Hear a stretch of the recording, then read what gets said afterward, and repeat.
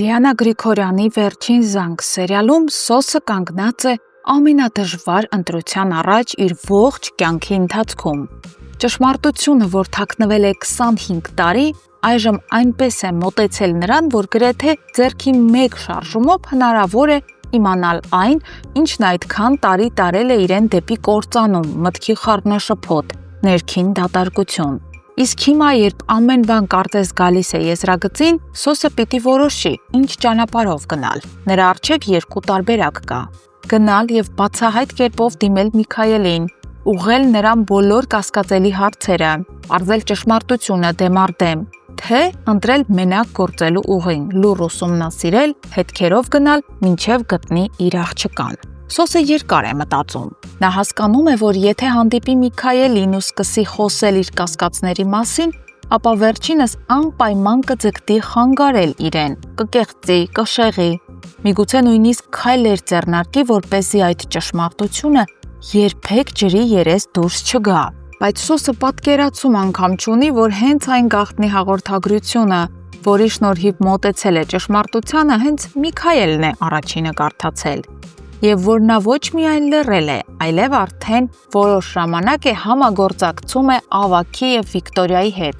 այն նույն մարդկանց, ովքեր 25 տարի առաջ վերցրել են Սոսի ու Աննայի նորածին աղջկան։ Եվ այժմ երեքով Միքայելը, Ավագը, Վիկտորիան պատրաստ են գնալ ցանկացած քայլի, գործի դնել ցանկացած միջոց, միայն թե այն սարսափելի ճշմարտությունը չհասնի Անգելինայի ականջին։ Եվ այդ ճշմարտության կրակը օր-օրի ավելի է մոտենում դուրս պրծնելուն։ Սոսը, չցանկանալով հապաղել, որոշում է գոնե մեկ քայլ անել։ Նա գնում է Լիլիթի հետ խոսելու, միակ մարդու, ով կարող է գուցե թեկուզ ակամա փշրել լռության պատը։ Սոսը կորցնելու բան չունի։ Նա ուղղակի հստակ ու վճռական հարցնում է Լիլիթին, արդյոք Անգելինան իր աղջիկն է։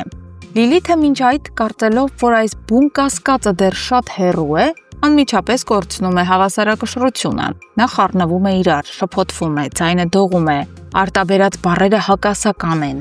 Փորձում է ձևացնել, թե առաջին անգամ է լսում նման բան։ Բայց Սոսը նրան ճանաչում է ինչպես ինքն իրեն։ 25 տարվա համատեղ կյանքը նրան տալիս է առավելություն, իմանալու երբ է Լիլիթը ստում, երբ ոչ։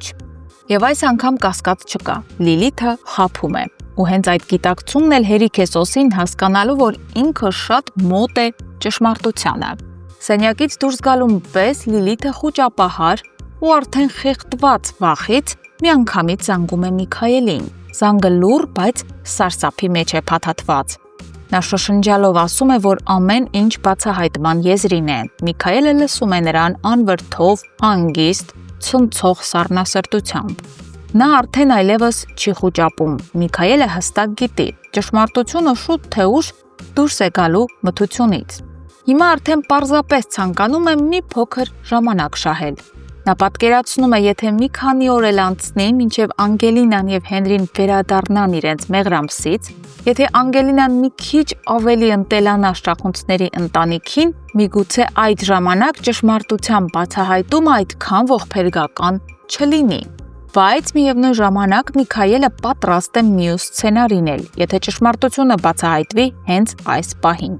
Այդ պատճառով էլ նա Լիլիթին ասում է միայն մեկ բան, ամեն ինչ իր վերահսկողության տակ է։ Միանգամայն հանգիստ, առանց հույզերի ու սրտի տրոփի։